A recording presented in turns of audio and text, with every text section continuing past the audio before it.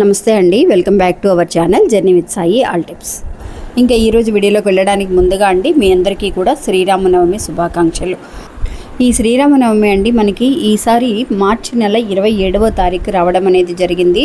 27 శుక్రవారం నాడు రావడం అనేది జరిగిందండి. అందరూ కూడా ఉదయాన్నే లేచి తలంటి స్నానం చేసి చక్కగా ఆ భగవంతుని తలుచుకొని మనం అనేక రకాల పిండి వంటలతో అంటే ముఖ్యంగా మనం పానకం వడపప్పు చేసి ఆయనకి నైవేద్యంగా పెట్టి ఆ శ్రీరాముని ఆశీస్సులు మనం పొందడం అనేది జరుగుతుంది. అంతేకాకుండా మనకున్న సమస్యని ఏదైనా కనుక ఒక సమస్యతో కనుక మీరు రేపు ఉదయాన్నే లేవగానే మీ అరచేతులను చూసుకుంటూ ఇప్పుడు నేను చెప్పే ఈ చిన్న పని అనేది మొదలు పెట్టండి ఫ్రెండ్స్.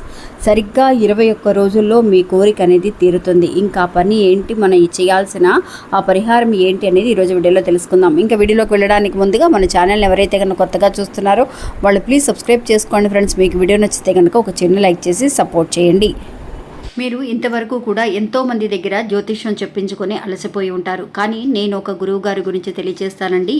ఈ గురువు గారండి ఆదికొండ దేవత పూజారి సుబ్రహ్మణ్యరాజు గారు. ఈయన ఫోన్ నంబర్ 9347293375. మాకు జీవితంలో ఎన్నో మార్పులను తీసుకొచ్చారండి ఈయన. అందువల్లే మీ అందరికీ కూడా తెలియజేస్తున్నాను. ఈ గురువు గారు చెప్పింది చెప్పినట్టుగా జరుగుతుందండి. అది కూడా కొన్ని రోజులలోనే. అంటే భార్యాభర్తల మధ్య గొడవలు, విదేశీ ప్రయాణం ఆలస్యం అవడం, ప్రేమ, పెళ్లి, సంతానం లేకపోవడం, కోర్టు సమస్యలు, గృహము మరియు కుటుంబ సమస్యలు, ధనం అనేది చేతిలో నిలబడకపోవడం, నమ్మిన వ్యక్తి మోసం చేయటం, స్త్రీలకు పురుషులకు సంబంధించిన గుప్త సమస్యలు ఎటువంటివైనా సరే కొద్ది రోజులలోనే పరిష్కరిస్తున్నారండి. అది కూడా ఒక ఫోన్ కాల్ ద్వారా. మీరు ఒకసారి ఆయనకి కాల్ చేసి చూడండి. ఇంకా వీడియోలోకి వెళ్దామండి.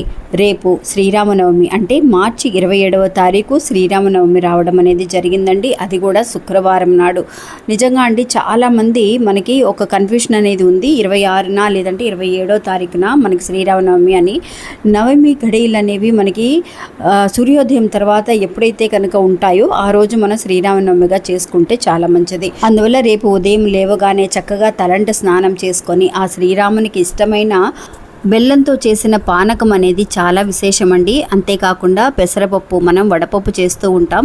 అందులో కూడా మనం ఒక బెల్లం ముక్కని మనం ఉపయోగిస్తూ ఉంటాం. నిజంగా ఈ బెల్లంతో మనం ఉపయోగించే ఒక విధానం అనేది దేనికి మనకి సింబాలిక్గా దేన్ని గుర్తిస్తుంది అని అంటే నిజంగా ఒక తీపి విషయాలు మన జీవితంలోకి రావటం కోసం మనకి ఈ బెల్లంతో చేసిన పానకం అనేది మనం ఉపయోగిస్తూ ఉన్నామండి. అంతేకాకుండా ఈ ఎండాకాలం కూడా మనకి ఈ పానకం అంటే పానకంలో మనం చక్కగా మిరియాలు, సొంటి పొడి, యాలకులు వేస్తూ ఉంటామండి. అది నిజంగా ఆరోగ్యానికి కూడా చాలా మంచిది. అందులో వేసినప్పుడు పానకంలో ఒక 2-3 తులసి ఆకులు, తులసి దళాలు వేయటం కూడా చాలా మంచిది.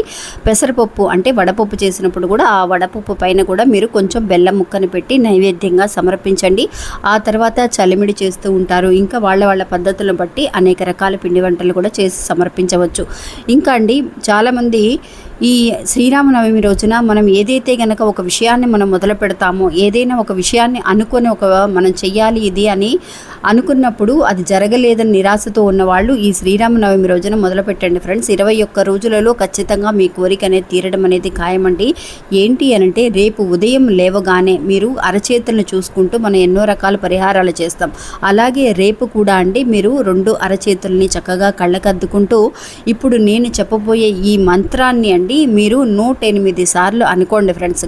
మీరు అరచేతులు చూసుకుంటూ అయినా సరే అనుకోవచ్చు. లేదంటే కనుక ఒక పేపర్ తీసుకొని చక్కగా స్నానం అది చేసేసిన తర్వాత ఒక పేపర్ తీసుకొని నేను ఇప్పుడు చూపించిన ఈ మంత్రాన్ని 108 సార్లు రాయండి ఫ్రెండ్స్. ఏంటి ఆ మంత్రం అంటే శ్రీరామ జయ రామ జయ జయ రామ, శ్రీరామ జయ రామ జయ జయ రామ అనే ఈ మంత్రాన్ని 108 సార్లు మీరు రేపటి నుంచి సరిగ్గా 21 రోజుల పాటు చేసి చూడండి ఫ్రెండ్స్. అంటే ఉదయం లేవగానే మీరు అరచేతులను చూసుకుంటూ అనుకోవడం కానివ్వండి, లేదంటే కనుక ఒక నోట్బుక్ పెట్టుకుని ఉంటాం కదా మన మంత్రాలు అవి రాసుకోవడానికి, ఆ నోట్బుక్లో అయినా సరే మీరు ఈ మంత్రాన్ని 108 సార్లు 21 రోజుల పాటు మర్చిపోకుండా మొదలు పెట్టండి ఫ్రెండ్స్. నిజంగా ఖచ్చితంగా మీరు ఏదైతే కనుక ఒక కోరిక అనుకున్నారో అది 21 రోజుల్లో తీరడం అనేది ఖాయమండి. ఎందువల్లనంటే ఈ శ్రీరాముని ఆశీస్సులు అనేవి మనకి ఖచ్చితంగా శ్రీరామనవమి రోజున మనందరికీ దక్కినట్టేనండి. అలాంటి ఆశీస్సులు ఒక సంకల్పం కోసం మీరు ఒక గట్టి సంకల్పం చేసుకొని మీరు మనసులో ఇది దక్కాలి అని చెప్పి ఇది నేను సాధించగలను అన్న నమ్మకంతో మీరు స్టార్ట్ చేయగలిగితే ఖచ్చితంగా అది తీరుతుందండి. ఎందువల్లనంటే ఆ శ్రీరాముడు అండి నిజంగా ఆ తల్లిదండ్రుల మాటకి జవదాటకుండా అన్నదమ్ములకి కానీ తన భార్యని కానీ ఎంతో ప్రేమగా చూసుకుంటూ ఉండేవారు. అంతేకాకుండా ఆ యుద్ధంలో కూడా శ్రీరాముడికి జయం అనేది ఎలా అయితే కలిగిందో అలాగే మన జీవితంలో కూడా అండి ఒక విషయం గురించి మనం అనుకొని చేయగలిగితే ఖచ్చితంగా మన కోరిక కూడా 21 రోజుల్లో తీరుతుంది అనేది మనకి శాస్త్రాల్లో చెప్పబడుతుందండి. ఇది నేను చెప్పిన మాట కాదు. మనకి ఇక్కడ చెన్నైలో శ్రీరాముని గుడి ఉందండి. ఆ గుడిలో ఆ పంతులు గారు మనకిచ్చిన మాట అండి ఇది. అందువల్ల ఎప్పుడూ కూడా మనం ఒక విషయం చేయాలి అని అనుకున్నప్పుడు అది కూడా శ్రీరామనవమి రోజున కనుక మొదలు పెడితే సరిగ్గా 21 రోజుల్లో ఖచ్చితంగా తీరుతుంది అని చెప్పి ఆయన చెప్పడం అనేది జరిగింది.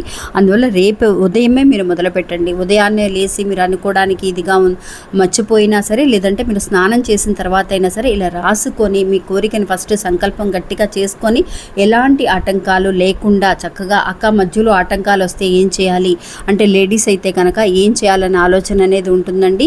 అప్పుడు మధ్యలో మనకి వచ్చిన ఆ 3 days మాత్రం 3 రోజులు మాత్రం గ్యాప్ వదిలేసి ఆ తర్వాత కంటిన్యూ చేసుకోవచ్చు.